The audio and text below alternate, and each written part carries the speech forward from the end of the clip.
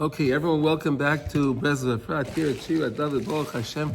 What a beautiful, bright, beautiful, cool day here in Eretz Yisrael. The weather is amazing. Baruch Hashem, Haidul Hashem, Kitay, with a beautiful minyan. Today we had 3 kahanim. It's amazing. Wow, 3 kahanim. Amazing. We're getting there. And we have a yard site today of Yisrael Ben Shlomo. Ben Shlomo. It should be a Melitz Yosef for all of Klal Yisrael, and should bring big Yeshuas. Okay, we're going to learn Likutey Halachos with Hashem's help and Siyata Deshmaya. Hilchos Netilas Yadayim L'Seuda. Okay, we're learning the halachos of the to wash our hands when it comes to eating bread to the meal. We're in Halacha Vav, and today we're up to Pei Gimel. Today is a very beautiful thing we're going to be learning about. We're going to be learning about the idea of Chamisha Asa B'Av and Yom Kippur, and how they're really connected. One is connected to the other. Right? 83. You have the place number? Okay, good. V'zeo shehishvu Rabbeinu Zechon L'Vracha Yom Chamisha Asa B'Av v'Yom Kippurim v'Amru. This is Gemara in Tainas on Chavav Amid Beis. Shaloi hayu yamim toivim liyisrael kachamisha asa ba'av v'yom kippurim. Gemara makes a statement that there were no days, so special days, great days for the Klal Yisrael as Chamisha asa ba'av and Yom Kippur. So the Gemara makes that connection, brings the two together. The 15th day, Tu ba'av, right, and Yom Kippur. So let's see. Now Rav Nosson is going to explain to us why are these 2 days connected. What is the connection between the two of them? Here we go. Ki b'chamisha asa b'av maschil hamtoka v'tikun shel chet hameraglim shegarmu b'chia l'doros b'leil Tisha B'av. Okay, so we know that on Chamisha asa b'av, on the 15th day of Av, that's when the tides start to turn to the sweetening. We had the terrible destruction on Yom Kippur, right? We have Shivasa B'Tamuz, and that time, the 3-week time in between, and that's the time of mourning. But then it starts to turn on Chamisha Asa B'Av. That's when it starts to turn, and then we come to the 7 weeks of Nechama that we're learning about, right? We have the 7 Haftoros. The Nechemta, the 7th, this week is going to be the 4th one, the Hashem. Okay, but when it came to Chamisha Asa B'Av, that's when it started to turn to be sweetened. Kamei Shamra Zayin Zechon L'Vracha, Ki B'Tu B'Av Kolu Meisei Midbar. Because when it came to the 15th day of Av, the deaths that were happening in the Midbar ceased. Let's remind ourselves what here. Okay, here. We'll just read the next line and we'll talk about it. Shahayu meisim belel Tisha B'Av v'av mechet hameraglim k'may shamar chachmeinu zechreinu levrachem psikta the eicha rabba lamed gimel. Okay, here we go. So what was going on? Every year, when it came to after the chet and the meraglim, after the meraglim came back the spies, and then we gave that cry on that night, remember? Right? And the Kodesh Baruch said, now you're going to try. So Hashem also said, everybody that's here, that's 20 years old at this time, till 60, is going to die in the desert. Everyone, none of you guys are going into Eretz Yisrael, you're all going to die in the desert. So what happened was, every year, on Erev Tisha B'Av, right? Erev Tisha B'Av, all the Jews would dig a grave. And they would all lie in their graves, and they went to sleep in their grave on Tisha B'Av night. They went to sleep. Now, those that got up, and that was fine. And those that didn't get up, they buried them there. They just covered them up. They were done. What happened was the last year in Sefer Devarim, right? When we came to Sefer Devarim, right? In the last year, my Parshas was Chana, right? It came to the last year. They all did that. They all dug their graves, and they all went in their graves, and in the morning, they all got up. No one died. So they said, oh, well, you know what? We must have made a mistake on the calculation. Maybe it wasn't Tisha B'Av. Maybe it was the 8th. So, okay, we'll do it again tonight. So they did the same thing again that night. They get up in the morning, same thing happened. They're all awake. No one died. And they did that till the 15th. What was the significance of the 15th? When you look at the moon on the 15th, the moon is full. Right? When you can see the moon, when it's the 15th, the moon waxes and wanes. But when it's the 15th, the moon is its fullest. Right? So they said, wait a second, it can't be that we made a mistake on the date. So then they realized that HaKadosh Baruch Hu, the decree of them all dying stopped at that point. And that's the point where HaKadosh Baruch Hu said to Moshe Rabbeinu, all of you guys are going in, everyone's going into Eretz Yisrael except for you. Could you imagine that, Yaniv? No. Hashem said to her, right? Everyone's going in. You see all these people here, they're all going in, but you're not going in. Moshe Rabbeinu was the only live person at that time that was not going into Eretz Yisrael. That's fascinating. What's significant about this is that Hashem forgave some of the people that he said was going to die. Yeah, of course he did. Okay. Amazing. But look at this now. You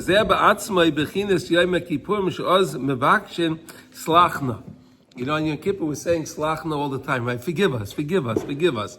We have it all through the whole tefillah, right? Al chet hamaraglim shegora machur ben beis hamikdash b'tisha b'av shebay tluyim kol ha'avonos. All the sins and all the problems we have today, all sin and all problems that we have today is all because we don't have the Beis Hamikdash. If we had the Beis Hamikdash, we would get forgiveness. We said the Beis Hamikdash was the main place where we had the connection, the upper world to the lower world, the Darei Mala and the Darei Mata together. Right? We would bring the carbon in the Beis Hamikdash, and HaKadosh Baruch Hu would come down and accept the carbon. Right? And that's what we keep learning about this idea, that we were always trying to connect the upper world to the lower world. Right? We gave the example. It's very easy for anyone to understand. Right? Each one of us is alive today, Baruch Hashem, and we're all in a body. Right? Our body is in this world.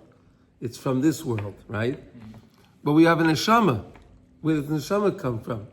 From all the way up on top. So we have the whole idea, the premise of a Jew is that the Jew is always connecting the upper world with the lower world. It's in ourselves. That's how we exist. Okay, so we were learning about a lot of these lessons again, how it works when it comes to Birchas Hamazon, and then when we do the Mezumin, right? We learned that, and then we learned all these lessons. But basically, Yom Kippur is the time that we get forgiveness for the chait that happened with the Meraglim that caused the destruction of the Beis Hamikdash. Nimsa, Chamisha Asa B'Av Yom Kippur Mehem Bechina Achas. It's really one. They're really one. Why? Ki Shneim Bechinas Tikkun Chet HaMeraglim. Because the both of them are fixing the Chet of the Meraglim. On Yom Kippur, we're fixing the sin of the spies and the outcome, right? The outcome of the spies. And on Chamisha Asa B'Av, we also see that we got forgiveness for it. So here now we have a connection. He's showing us the connection that we have between Chamisha Asa B'Av and Yom Kippur, like the Gemara made that statement in Tainus. Okay? Now, V'zeh Shesiyam Sham B'Mishnah B'Yom Chasunosai Zu Matan Torah. Okay, the Mishnah says in Tainus, B'Yom Chasunosai Zu Zeh Matan Torah. The day of the chasna, the day of the wedding, was Matan Torah. But we know that the idea that Matan Torah was a wedding because Hashem held the mountain over us, and the mountain over us was like the chuppah, right? It was like the chuppah. We were under the chuppah, the same way a chassan and kala goes under the chuppah. We were there, so that was considered the day of the chasna. Uv'yom simchas libay zu binyan beis hamikdash, and the day that HaKadosh Baruch had the great joy in the heart's joy, was when the Beis HaMikdash was built. Right? Hashem had a place, because Hashem wants to have a dira b'tachtainim. Hashem wants to have a dira down in this place, in this world. In this world. That shows the greatness of Hashem, that He has everything up on high, but He wants to have a place in this world. And that was the Beis HaMikdash. So HaKadosh Baruch Hu accomplished what he wanted by having the Beis Hamikdash in this world, and that was a great joy for Hashem. We said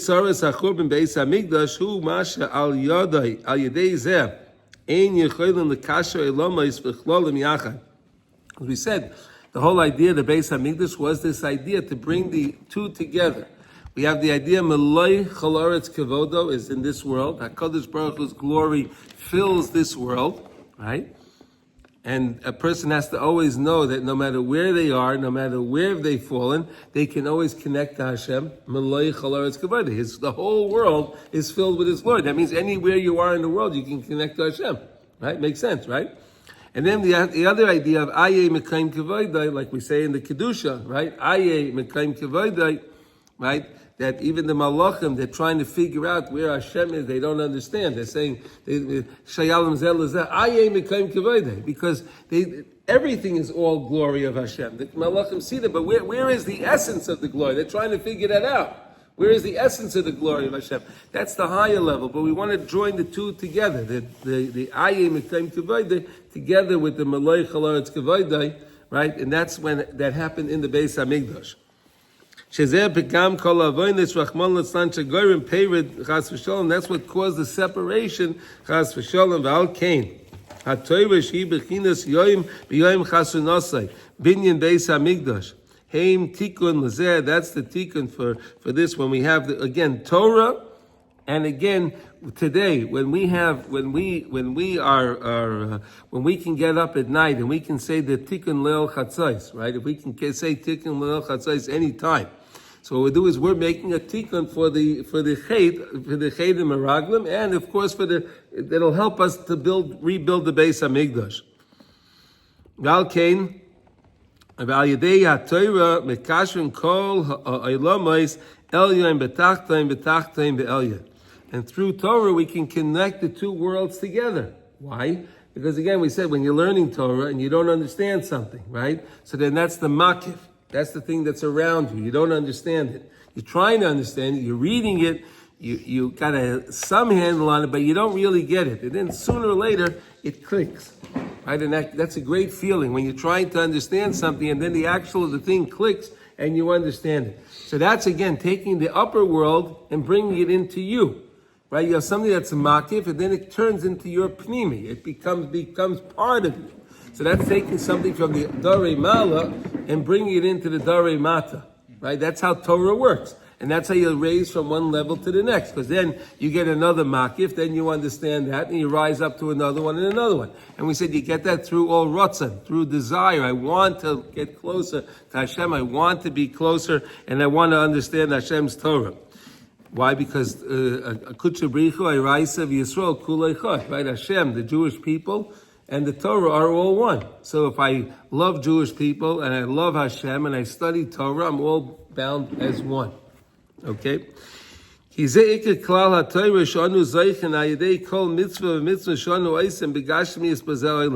we accomplish this by every mitzvah that we do in this world. Right? We do physical, all mitzvahs are physical. Right? You can only do mitzvahs, you need to use your body to do mitzvahs, right? Or you put on tefillin. That's physical, right? You have to take the hide from the animal, right? The hides from the animal. They make them into boxes, right? Make them into parshias, right? The joy, the ink. They have to make it from the different what do you call it? Grasses and different things from the fields, right? They make the ink, and then together you put that on again. But you're doing mitzvahs masiyas. And when you do the mitzvah that you're doing, the actual mitzvah connects you up on high, right? Notice that the problem is people think that I'm down here. What do I have to do it up on high? No, when you do a mitzvah, you're doing something up on high. Before you do the mitzvah, you say like this: Shem Yichud Kudsha Brichu Ushchinte. Right? We say the L'Shem Yichud. Right? You do that too. The Teimanim, they do that. L'Shem Yichud Kudsha Brichu Ushchinte. Right? You do that, right? So do you know what you're doing when you're doing that? No. Well, let's talk about it. Right, it's good. No, it's very good. Right, but let's look at the words. L'shem yichud kutsha b'richu. I'm trying to make a unity with Hashem. Right? L'shem yichud kutsha b'richu. Yichud. Right? And the Shechina. I want to bring Hashem together with the Shechina. The Shechina and Hashem are not together right now. And then we say like this. Right? So I want to bring the Shechina together with it now. Yudke Vavke, the Kutcha B'richu is the Vav, the Shechina is the Hey of Yudke Vavke. The Kutcha B'richu is the Vav, and the Shechina is Hey.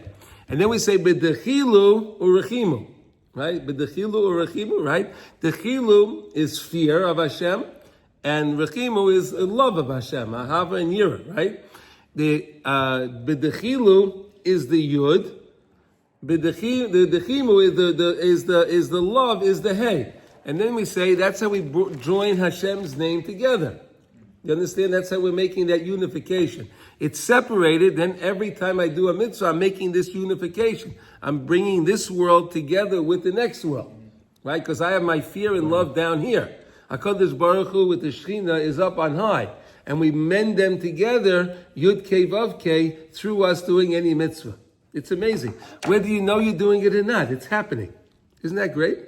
Yeah. So, I'm saying this out loud just to myself to hear it, because every morning when I say, like before Talit or Tefillah, I say, this is for the unification of Yud Hey Vav Hey. Yeah. That's, the unification is connecting the upper world and the lower world. Yes, exactly what you're doing. Yes, exactly. Yeah. I never really got that until this very moment. Thank you. Yeah. Someone called me the other day, was telling me, I was listening to the lesson, and he wanted to discuss. He said, I feel like my Avodas Hashem is like making an investment. I said, really? I said, well, could you explain? He says, I have my money and I give it to my investment banker. He invests it. And I make money. I don't know how he's doing it. I don't know what's going on. So I realize now when I do my mitzvahs, it's also an investment. And I have no idea really what's going on. It's great. It was great, right? He invests his money. He doesn't know all the ins and outs of what he's doing and all of that. So then he's realizing when you're doing a mitzvah, there's so many things going on. I have no idea really what's going on. So he made the equation. He equated the two. It was cute. Okay. Lekasha lemala ulahamshech shchinas uzay lemata. In order to bind together on high, ulahamshech shchinas uzay lemata, to bring the Shechina down here with us. Right? Like we say in the Shmoneh Esrei, bring us back the Shechina. We want to have the Shechina with us. Right? Down here. It says, this is the idea of the Yechudim. Kol mitzvah. We're making these unifications through every mitzvah that we do. Again, if you know what you're doing, it's so much greater. Right? It's so much more empowering when you realize what you're doing and what you realize what you're accomplishing. Minyan Beis Hamikdash Shesham Ikar Mokim HaTorah Ki Mitzion Teitzei Torah. We just took out the Torah.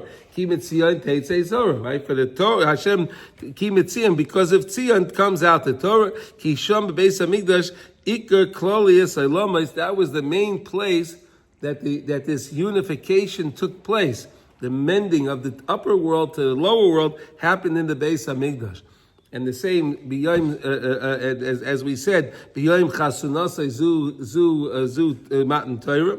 Why? Because the Torah can help us with the same idea. Because the Torah can bring us together the same way, through the tzaddikim. B'chol tikun zeh, nimchuch b'chamisha asa b'av v'yom Kippur. This tikkun that we just described shines the greatest on both, on chamisha asa b'av, on Tu B'Av, and Yom Kippur. Nimshach b'chamisha asa b'av Yom Kippur maskil l'sakin chet hameraglim shegormu hachurban v'alkein oz maskil b'chinas chanukas habeis hamikdash shu hatikun. That is the tikun. Okay, as when Moshe Rabbeinu came down from after we had the Cheder Egel, Moshe Rabbeinu came down. And we got the mitzvah to build the Mishkan. Right, he came down, and Hashem forgave us, and He said, "Now build the Mishkan." So we see the whole idea, Yom Kippur, Mishkan, Chanukas Habayis, and all of that is all connected. Okay, v'zeh gam kein ma she'amru Rabbeinu Zechem Levracha sheb'chamisha asa b'av nitnu harugei beita l'kvura. Now we learned about this, and we'll talk about it one more time. Another great thing happened. We had the terrible massacre that happened in Beitar, right? In Beitar, and we had lost millions of people at the time. And it said that the generals, one of the generals had so many vineyards, and he took the bodies of all of these people that they murdered, and he made walls around his vineyard to protect his vineyard with the bodies of the Jewish people. Could you imagine that?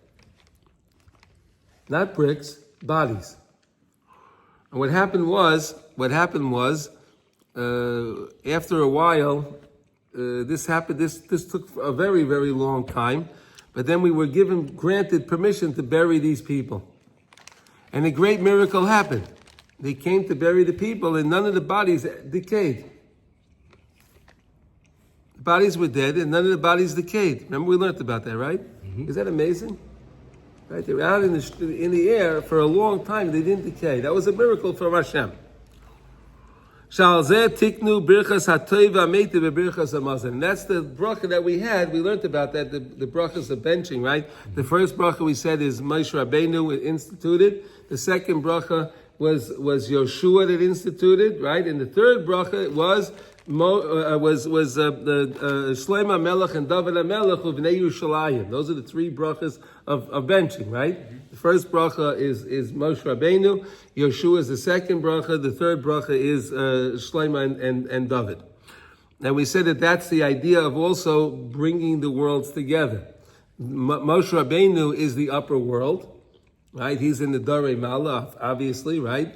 You had, and Shlomo Melech and David HaMelech were kings down in this world here, right?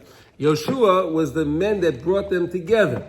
Yeshua was the one that brought them together, the worlds together. He's the student of Moshe Rabbeinu. He's the one in the middle. That's why Yeshua is the one in the middle, right? The same when we said when we do a zimun, right? Remember we said that when we do a zimun, right? You have three people. So you have the greater person that has more Torah knowledge. He's the one that makes the proclamation. Rabbi say Mevela bench, Rabbi say Nevarech, whatever you're going to say. I want to bench, right? And then the two people answer. Two people answer him, right? So we said that now there are three people there. So the lowest person in the group is the one that's part of Meloi Chalaretz Kavayda. He's a more worldly person. He's down here. The middle guy, he's the one that's connecting the upper world together with the lower world. The same way in the Birchas Hamazon, right? The first bracha in Birchas Hamazon is Moshe Rabbeinu. The second bracha is Yoshua, right? And the third bracha is David and Shlomo. So that's the same idea. Okay? You ever hear that before? Such an idea? Okay. That, and this is what happened on Chamish Asabav Daika. So they got permission specifically on that day, Chamish Asabav, to bury the people. And that was a great, great thing, we said, because the bodies only get their tikkun when they hit the ground. Right? When the body is put into the ground, that's when the neshama has the right to leave. The neshama leaves, and the neshama can go to its place in Gan Eden. But it has to be once the body is buried. So these bodies were all in limbo, right? They were all in limbo for a long time. They couldn't be buried. You didn't have permission to bury them. But it came to Chamish Asabav, they were granted the permission to be buried. So that was a big, big tikkun for them. Sheboy Pasku Meisei Midbar, and that was the same day that the people in the Midbar, they stopped dying, right? Like we said, we explained that, right? The people in the Midbar stopped dying. They all realized that they all got up in the morning. No one passed away. The worlds were not being put together. And they're not able to get to this Aris Haratzon while they're eating. We said we can get to great levels while we're eating our Suda, right? Remember we said that, right? When a person's eating and they recognize it's all Hashem, they recognize the Rabbeinu Shalom. How? When they realize, wait, this bread or this sandwich, this meal that I'm eating was given to me, granted to me by Hashem, right? It was granted. Yes, of course, it was giving you your wife made it for you, or you prepared it yourself. You prepared your sandwich yourself, or you bought the sandwich. But realize, where did all this stuff come from? All the stuff came from where it gave you the ability to be able to do it, right? Who gave you the ability to do that? That was all from Hashem. So when you recognize it's from Hashem, and you can connect you to Hashem. While you're eating, you're realizing, wow, HaKadosh Baruch Hu, you're giving me this food. I can digest this food. This is amazing, right? Think about it. It's not so simple, right? That the body works, everything. It can digest the food and everything we said. And then when you eat with that way, you're a healthier person. Why? Because then the body can absorb all of the nutrients and it can send it out to all of the limbs, so everyone can be very healthy. Remember we learned that, right? All from eating. All from eating. But the problem was we didn't have that because we lost the Beis Hamikdash. Right? We lost the Beis Hamikdash, right? Va'al Kain, Sibev Hashem Yisbarach b'chamish asa ba'av shehu b'chinas tikkun meisei midbar. Therefore HaKadosh Baruch Hu, with his great wisdom, he orchestrated that the day of the 15th of Av, where the tides turn to mercy. Right, the tides go from the din and they turn for mercy. That the people in the desert will stop dying, and those that were killed in Beitar, those will also be able to be buried on that same day. And that's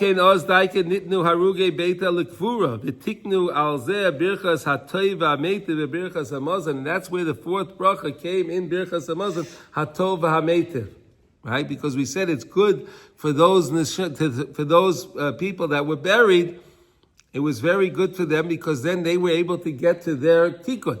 Right, all those people didn't have a tikkun, but then they were able to get to those tikkun, and therefore we made the bracha about toiv v'ametiv, shehu bechinas hamshochas haras harotzim b'shas achila, and that's how we draw the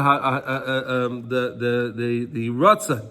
This idea to be connected to Hashem on such a high level when we're eating, the same way when we're sitting Shmona Esrei, we're saying Kriya Shema.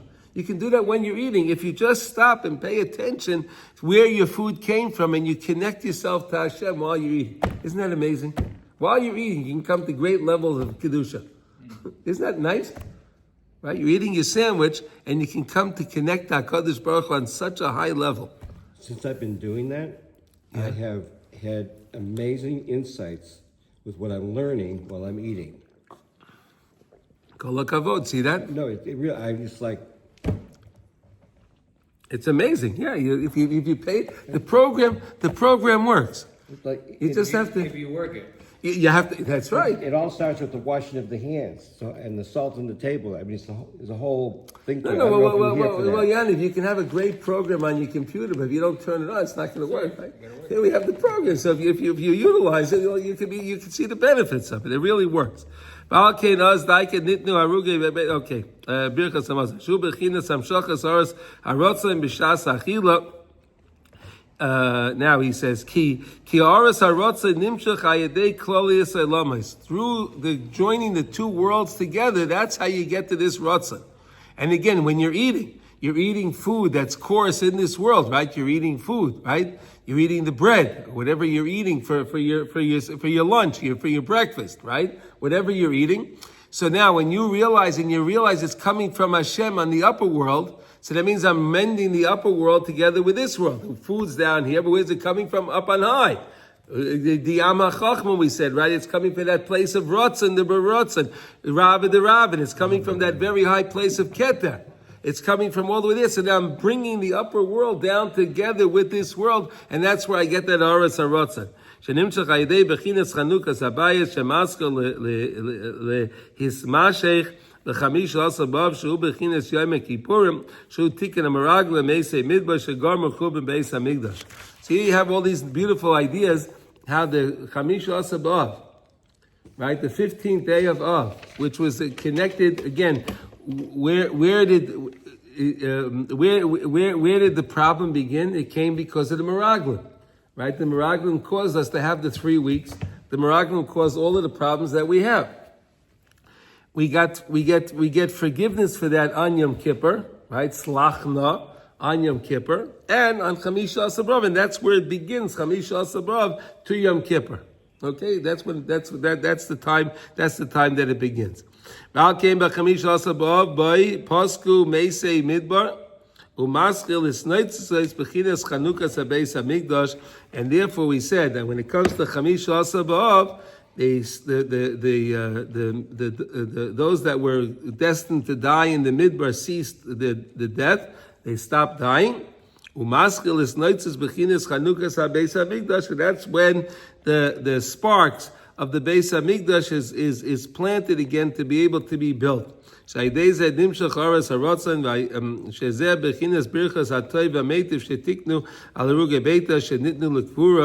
again, connected to the fourth bracha and benching, that the Harugei Beita was able to be buried, and that was a great miracle.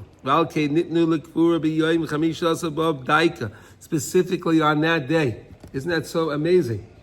Of all the days, they were picked, they got permission to bury them on this day.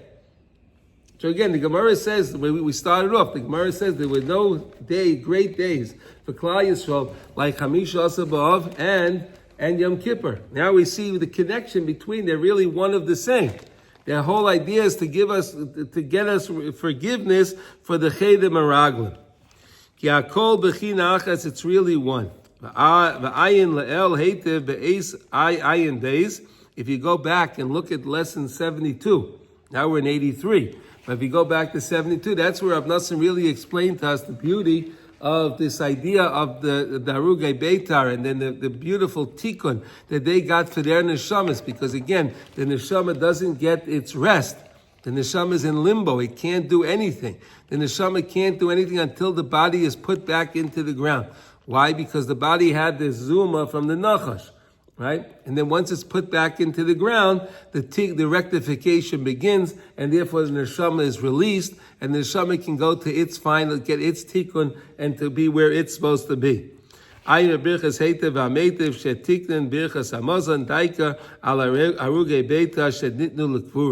It's amazing.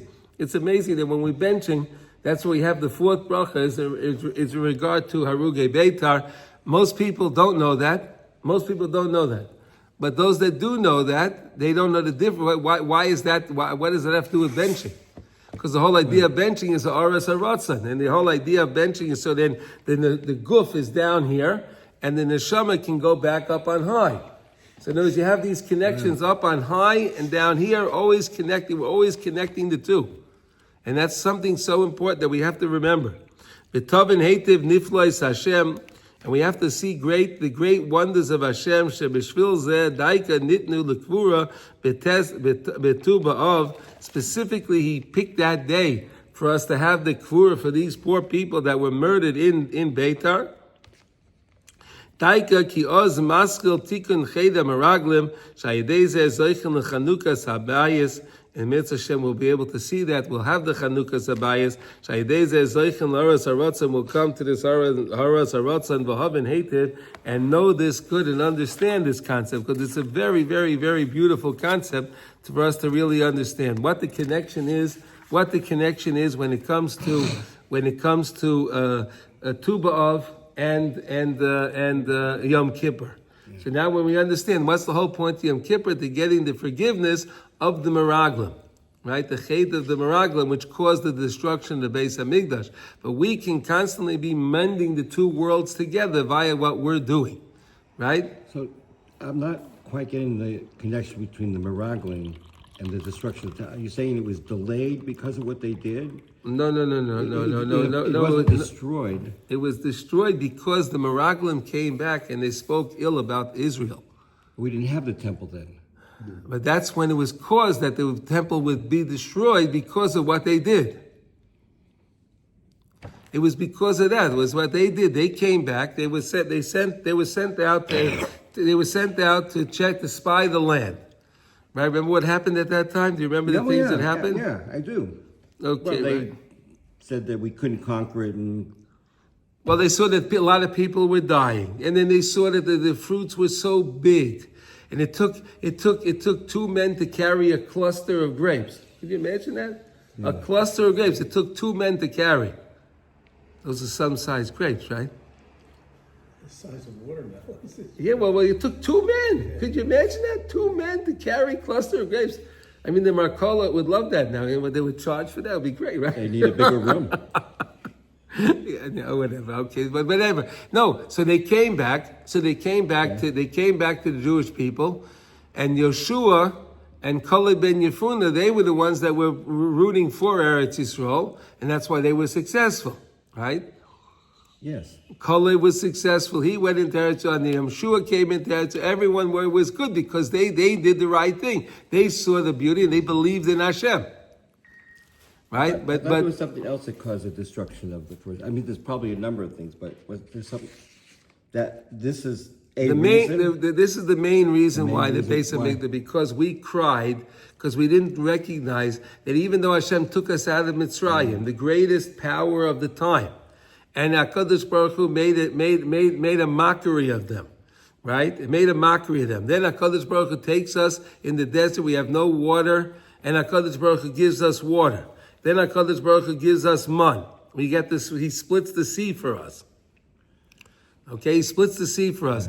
So we saw the greatness of Hashem, but yet we still thought we were going to cry that Hashem wouldn't be able to handle the giants in Eretz Yisrael. So this is also the reason why Moshe couldn't go into Israel, because Hashem would not have been able to destroy the temple. He would have had to destroy the Jewish people. Mm-hmm.